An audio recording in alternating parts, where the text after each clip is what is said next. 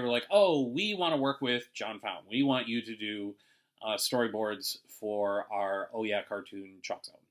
So I was immediately given a bunch of assignments, and I'm like, this is great, except I still have my full-time job at South Park.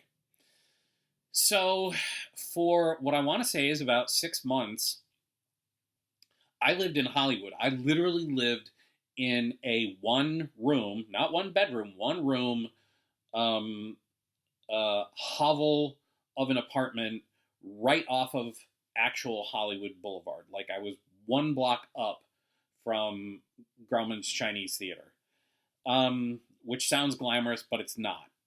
It wasn't. I mean, it wasn't a rat hole or anything like that, but it was a tiny little apartment because it's all I could afford at the time.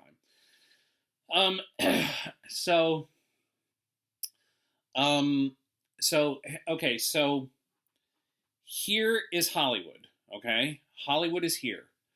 Uh, Marina Del Rey, where South Park was over here, and Burbank was over here. So for I want to say 3 to 6 months, I would get up in the morning at in Hollywood. It would take me roughly 45 minutes to drive to Marina Del Rey to South Park.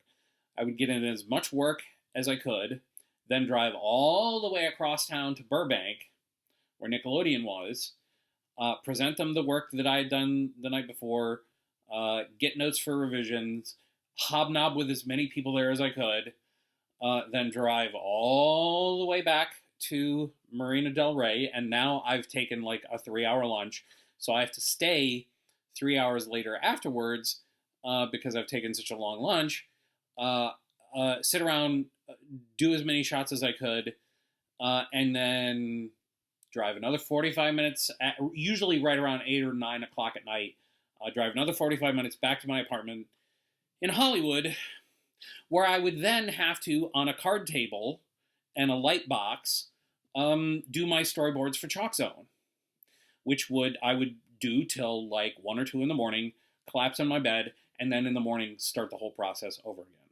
I did that for somewhere between 3 and 6 months, and I was so sleep deprived that I wound up getting in a car accident one morning on my way to Marina Del Rey to work on South Park.